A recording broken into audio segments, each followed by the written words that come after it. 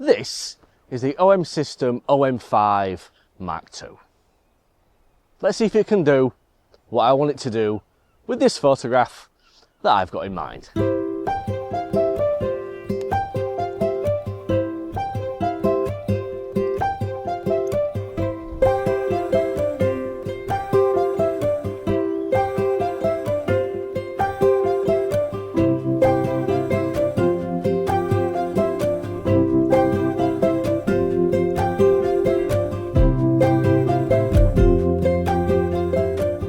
So when it comes to photography, I have this strange fascination with time. So whether that's speeding up time with a time-lapse video or slowing down time with a long exposure photograph, there is something that I find inherently fascinating about the different perspectives of time that you can get when using a camera. And that's the plan for today's video. It's all about showing things over time. And the thing that we're going to show over time is that sea stack, the tide and the sunrise. So I want to show you the first two photographs that I've taken this morning. Both of these images taken 5 minutes apart. The first one you will notice just how intense the colour is of the sunrise, pre-sunrise colours. And the second one 5 minutes apart, you can see just how quickly things can change. And that's a challenge that photographers often face when they're out doing sunrise photography, is just how quickly the light can change. The settings that worked on the first photograph a few minutes apart will no longer work. So have a look closely at these two photographs, both 5 seconds, both f8. You will see the difference that 5 minutes has made to one photograph.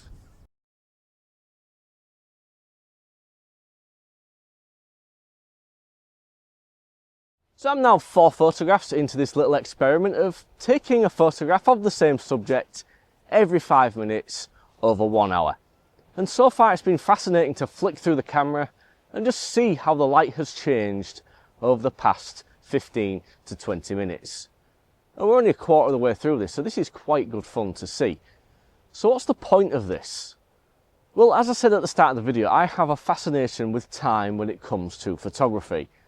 But I've never sat at the same spot for any extended period of time and just taken photographs of the scene as it changes.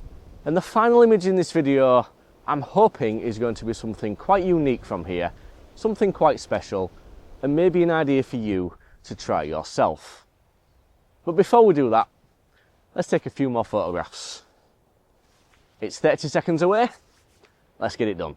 So the light here is getting a little bit stronger now, and I've got a 6-stop ND filter on the front of the camera. And I'm also using the live ND4.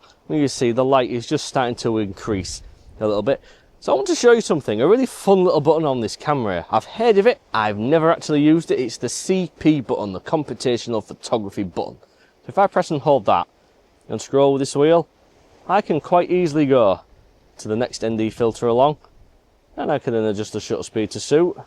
Hopefully by the time this one comes around, 5 seconds is going to be enough. But it's so simple to use. Instead of burying it away in the menus like it is on the OM-1 Mark II, it's so much more intuitive. Is the Computational Photography button right on top of the camera here. I'm hoping OM-system introduced this in a firmware update on the OM-1 Mark II, because it really is just a handy little feature just to be able to flick through all of the individual computational modes. It's so much easier. So a quick sit rep. We're about to take photograph number 6. And things are going all right. The next problem we're going to have is the sun has just broken the horizon. So that's kind of going to change things up a little bit. So do I keep with the exposure settings that I've been using so far? Or do I try and incorporate the sun in there? Because over the next few photographs, the sun is going to become a challenge. It's going to be in there. So this is the challenge. Do we stick with the original idea of blue hour to golden hour? Or do we just go natural and take photographs as things have happened and show the day, show the morning? I don't know, this is the tricky bit. Anywho, I've got around 30 seconds to decide. Let's have a look. So I opted to keep the sun in there because it kind of dawned on me how does the sunrise, what does the day look like? So it starts off blue, then it turns golden, and then we progressively get more and more white, don't we? So that's what I've gone for here. I've tried to keep the golden in this photograph. So I've taken 6 images so far. So I think it's time I'll show you the progress. Here are all 6 images that I've taken so far, and I hope you can see where I'm going to be going with this.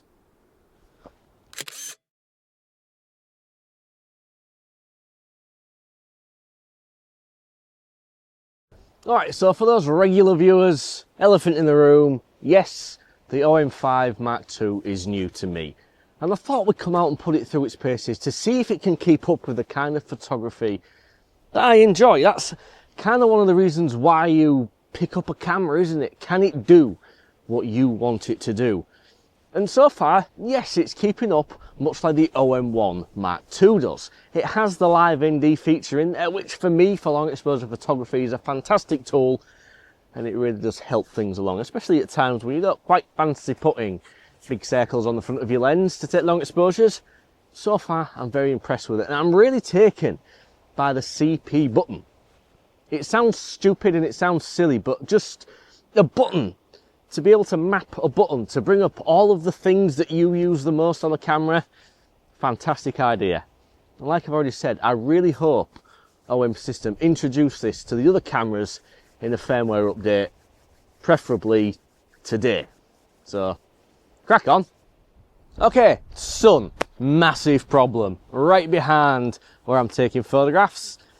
Didn't really plan for this, but hey ho, it's what we've got to work with, so we're gonna have to deal with it.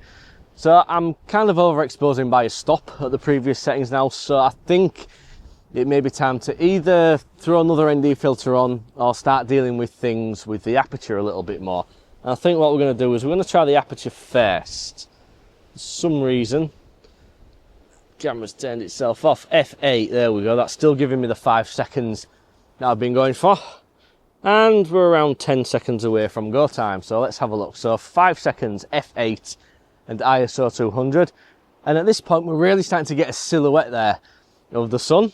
Well, the sun is causing a silhouette, we're not actually getting a silhouette of the sun. So let's do this. Let's focus on the stack and take the photograph. One of the bigger challenges of this has been keeping the damn camera still, because obviously I'm hoping to align all of these images into a collage, so we kind of want everything to stay stationary, which is why I'm somewhat reluctant to put an ND filter on, just in case we knock something, we knock the focal length, we knock it out of focus, we move the tripod ever so slightly, it could really mess things up. Hopefully I've not done that yet. Alright, we need to make an adjustment, I can't cope, so we need to turn off, half pressing the shutter button. Let's bring it on the focus, because I can't cope with it, so let's have a look. How do we map back button focus again? Button settings, button. And let's have a look. AF will autofocus will be activated. There we go. That's better. Back button focus for the win. Alright, so back to my original idea this morning. Didn't really plan for the sun, not going to lie. I'm now shooting straight into it. So I think 11 photographs, half an hour's worth of sunrise is going to be plenty. And we'll just call it a sunrise photograph. So what I'm going to show you now is the collage photograph that I have taken this morning. Here's 11 slices. I hope you enjoy it.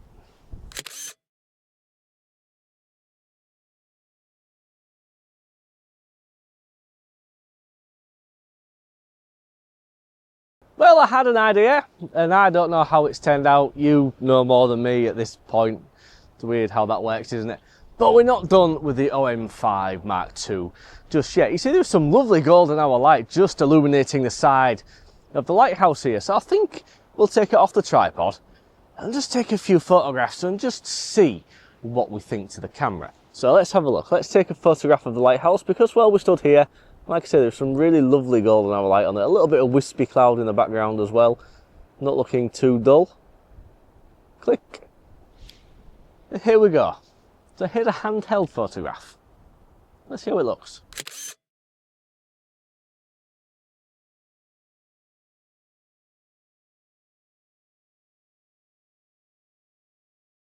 So I want to move on now to my favourite OM system camera test. It's the live comp test. If you're not familiar with live comp, it's basically long exposures, but well, long exposures for as long as you want. The camera will take a photograph and that'll give it the base sort of exposure for what it's going to take. And then you can press it going again and it'll take a series of images for as long as you want, and it'll stack just the highlights on top of this, and it'll give a long exposure look to a photograph for a period of time that you deem, well, that's enough. All you have to do is press the shutter button again and it will stop. You can leave it going for as long as you want. The camera is set up at the minute to take it over 3 hours. We're not going to do that. I'm going to aim for something along the lines of 20 minutes. Now, I've always found live comp works fantastically with random movement, such as in water, so the waves crashing on the beach or a waterfall trickling down. Where I've always kind of found it struggles a little bit is smooth, continuous movement, such as that as you would find in the clouds. So for this photograph, we have both. We have the waves crashing against the cliffs, but we also have the clouds in the background. I'm interested to see how it turns out. So I've got the camera set up at f6.3, which is going to give a 4 second, not a 2.5 second, I don't know where I got 4 seconds from. f6.3, 2.5 seconds, and ISO 200. And we're going to take a series of photographs at those settings. I've already taken the base one, so let's go. Let's see how it does. It's 7 o'clock. It does tell me on the back of the camera how long this has been taken for. Let's have a look and see how this turns out over 20 minutes. So the camera's still going. We're 5 minutes in and the battery is already down to 1 bar. I don't think we're going to get 20 minutes. I'm wondering if we might be able to stretch it to 10. That will be something fun. But I can already see on the back of the camera it's actually working quite well. And I think that's because we have a blanket of cloud rather than wispy clouds. I wonder if I might be able to spin around and try something, maybe with the lighthouse after this one. See if we can get away with a couple of minutes on that and just see how it goes with some wispy clouds. At the minute, the blanket of clouds looking nice. The waves where they're crashing against the cliffs are really smoking out and looking really quite fun. And obviously we're really flattening that water, which some people really dislike. So all in all, a good effort.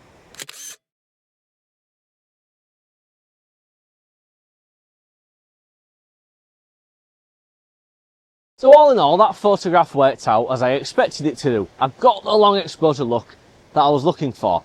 Now let's give it a bit more of a challenge. Above the lighthouse there are some more wispy clouds. Let's see how live comp manages with them.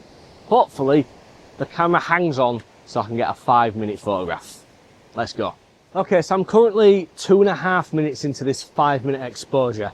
And although the screen dims down somewhat when you use this live comp mode, I presume to preserve battery, I can already see what I believe to be a little bit of shearing and tearing in the clouds, which is that really odd texturing that I was talking about. Like I say, this mode seems to handle random movement really well, but continuous and smooth movement, not so much. Let's see how it turns out. And after another 2 minutes, I'll show you how the photograph turned out.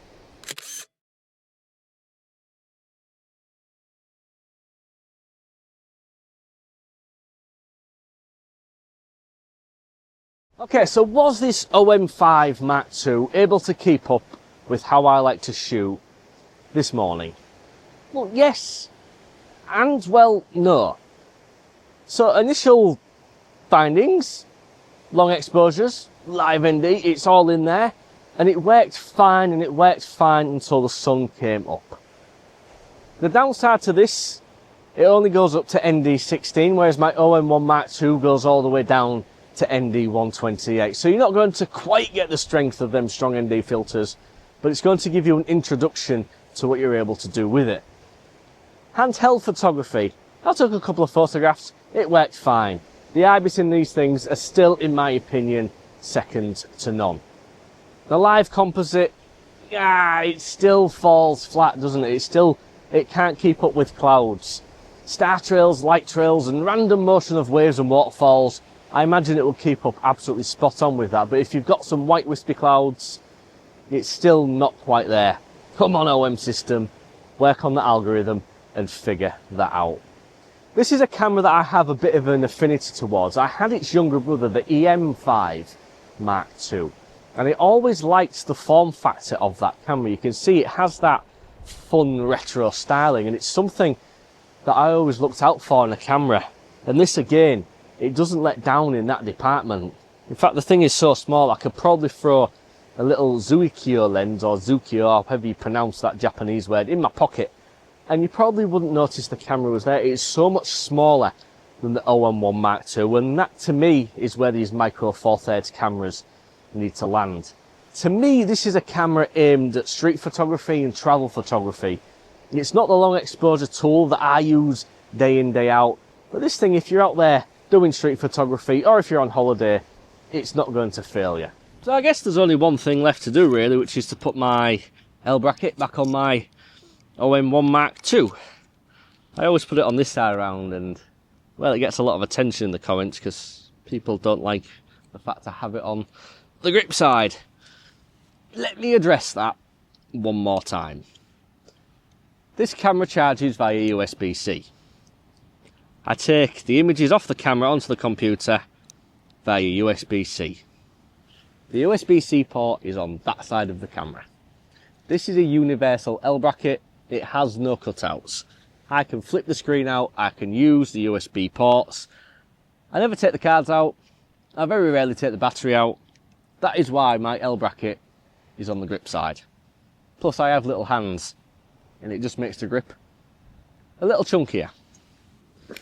So thank you very much for watching today's video. If you have enjoyed it, please do give it a like and a thumbs up, because it does help to bring new viewers to see my content. There is also a new hype button.